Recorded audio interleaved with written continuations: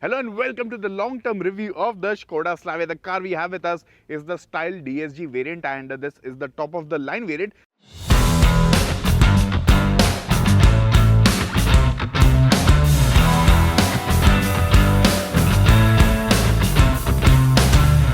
This video will be divided into 6 parts. Javed will talk about the highway performance, the room for improvement on this car, and of course the space and comfort. I'll focus on the running cost, the best variant that you should buy, and the city performance of the car. Javed, give us a quick introduction about the car. Kab aayi, kaisa tha experience? So car came in June and it was crazy that time. I had gone for Audi to the US. फिर back to back media drive चल रही थी, चलाने का time ही नहीं मिला. But August onwards I've been driving this car like crazy, and we'll give you all the heads up on this right now.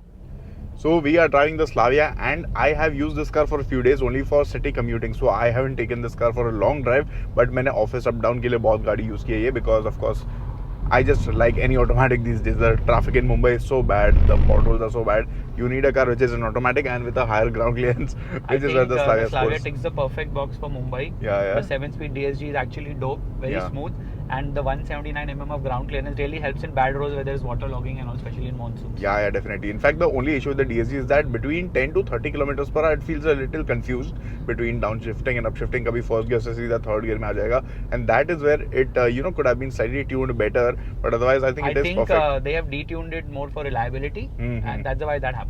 Yeah. But otherwise, the car feels effortless to drive the city. Very light steering, and of course, mileage is around 8 to 9 kilometers per liter in the city, and around 12 to 13 on the highway. So an average of 11 is what we are getting with the Slavia. So coming to the running costs, now petrol is around 106 rupees in Mumbai, and considering the average that we have got over the last 3 or 4 months, I think the running cost has come to rupees 9.5 per kilometer. So I think that's at par with any other petrol car in the market right now.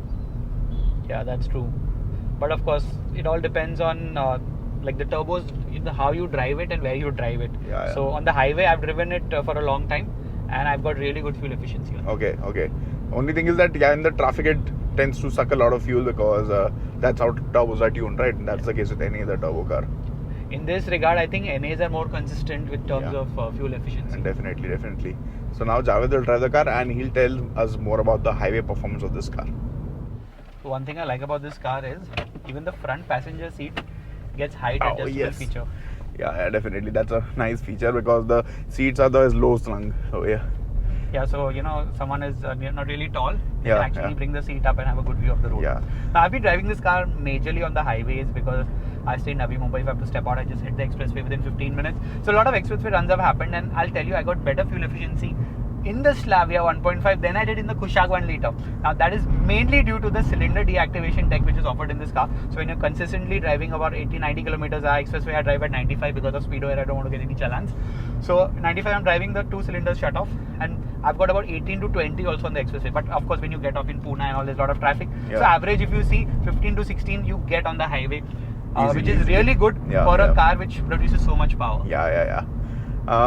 Only thing is that the horn of the car could have been slightly better. I think they could have provided a more Skoda sounding horn. Do you know, in my personal Swift, I had changed the horn to the one which used to come in the Octavia. That's called Wind Tone Rainbow. 10 years ago I took the original Skoda horn. It is still working like perfectly. Yeah, they should have given that only. That has that original feel. In fact, in the aftermarket, सब लोग उसको वही बोलते हैं, Skoda वाला horn. So it has been a very good time with the Slavia, and like you rarely get these cars which impress us so much. But then of course there is always room for improvement, and I'm sure these guys will improve it over the facelift. What do you think about the handling compared to the Laura and the Octavia?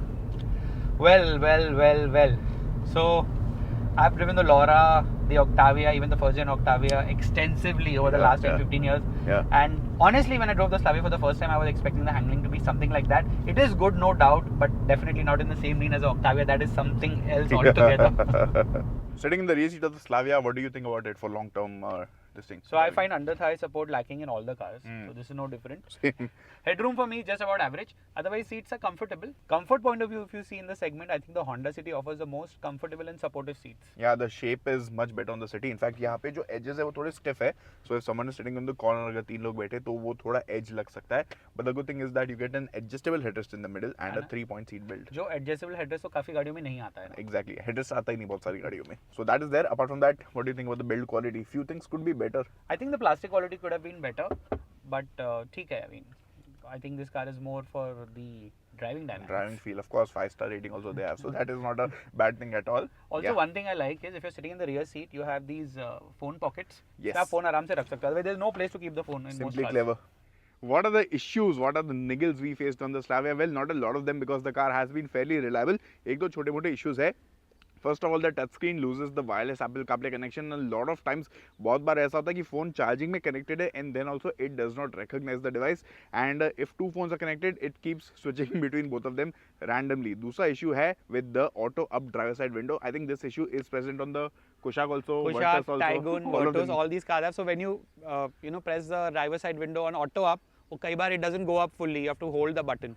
Yeah, And so third, not really an issue, but the ventilated seats don't feel powerful enough. मतलब fan speed थोड़ी ज़्यादा हो सकती थी. I think it is more powerful on Hyundai cars than even Maruti cars actually. I think Maruti cars is the most powerful. The XL6, you Yeah, have to literally tone it down. कि भाई थोड़ा कम करो, Exactly. इतना ventilated नहीं चाहिए.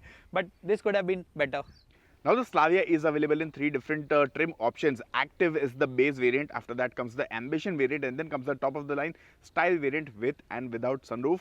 Active में आपको सिर्फ 1 लीटर TSI manual मिलता है. Ambition has 1 litre TSI manual automatic and even 1.5 now. And Style has of course 1 liter, 1.5 liter manual automatic. All these options, which is the most value for money variant. Now The Ambition. Ambition is the most value for money variant. If you look at the price versus features ratio, Active is the base most variant, the cheapest variant, but it misses out on a lot of essentials actually. But if you are just looking at the driving dynamics point of view, I think that makes a lot of sense because it's almost 2.5 lakhs cheaper than the top of the line variant. Yeah, Ambition is 2.5 lakh rupees cheaper, and in fact, even the difference between the 1 liter and the 1.5 liter is around 2 lakh rupees, which I don't think is worth the premium. I mean, not everyone wants the performance, right?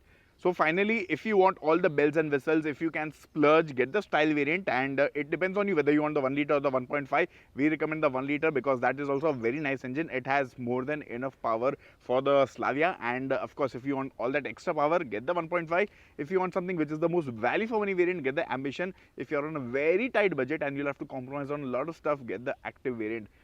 But let's also talk about the rivals. Now the Slavia is rivaled by the Virtus, which is essentially the same car, the City and the Verna. Now when the Slavia was launched, the City and the Verna also offered diesel variants. When that time in the video I remember I said कि इसमें diesel नहीं आता है, but now everybody is on par because everybody has stopped diesel in this segment. So Jar, tell me, I think now City, Virtus, Verna, Slavia, which one will you buy?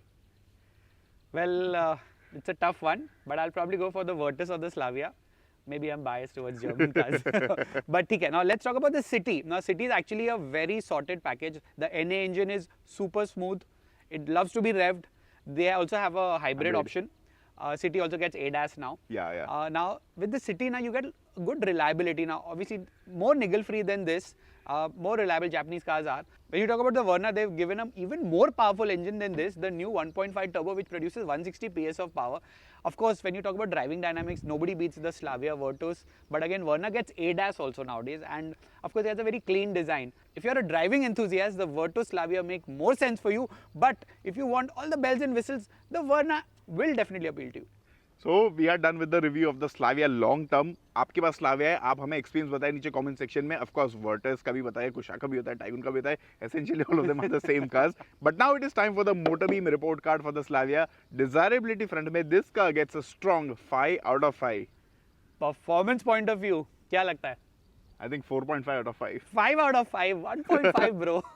Next point is value for money proposition. How VFM is the Slavia? I think it scores a well-deserved 4 out of 5 over here.